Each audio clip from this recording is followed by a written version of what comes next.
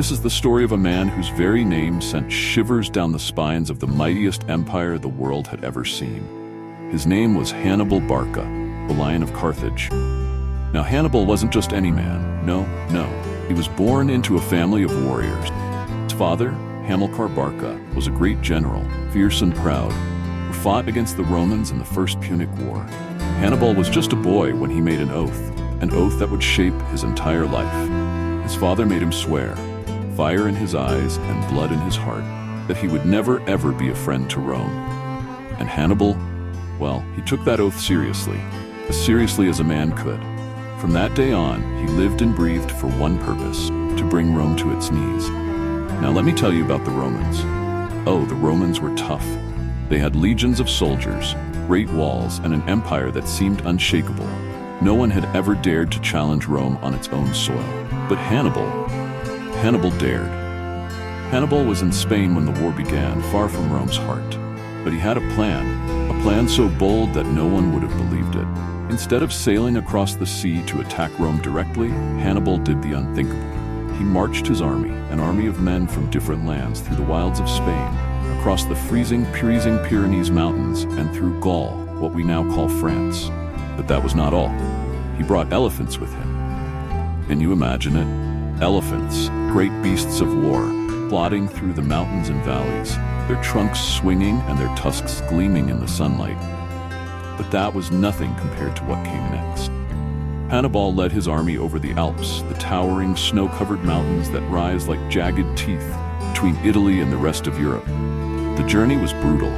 Men froze, they starved, and they died in the cold. Hannibal pressed on, never turning back. He fought the mountains, the weather, and the elements themselves, and he won.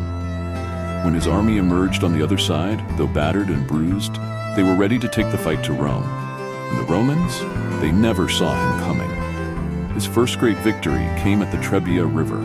But before I continue, please like and subscribe to our new channel. We just launched, so every form of support will go a really long way. Now back to the story.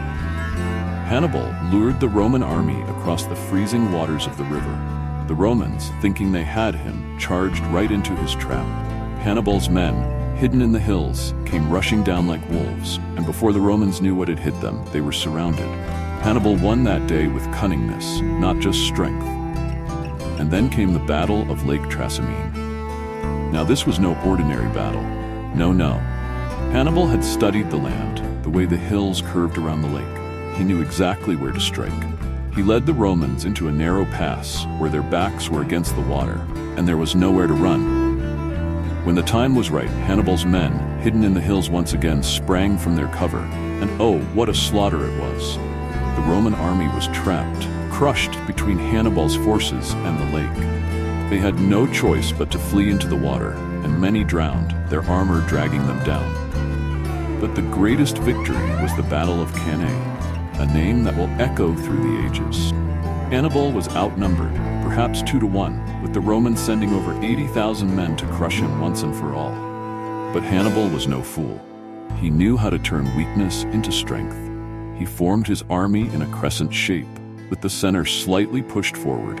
The Romans, they were hungry for a fight, and they charged right at Hannibal's center, thinking they could break through. But how wrong they were.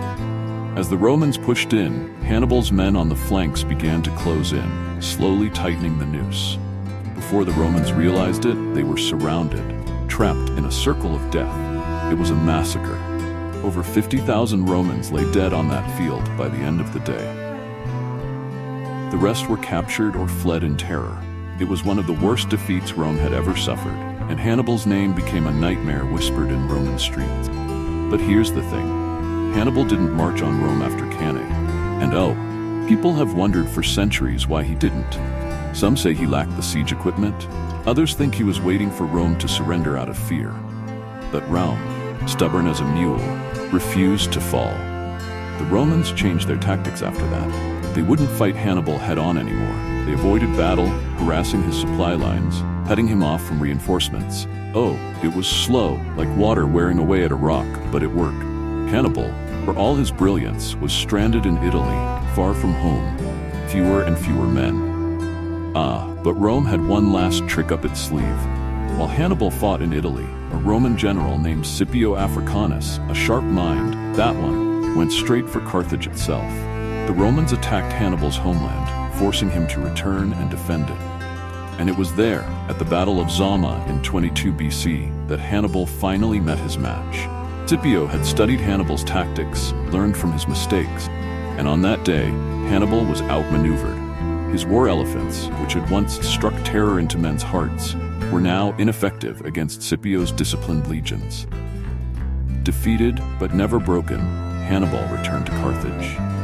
Rome, fearful even after all those years, demanded he be exiled.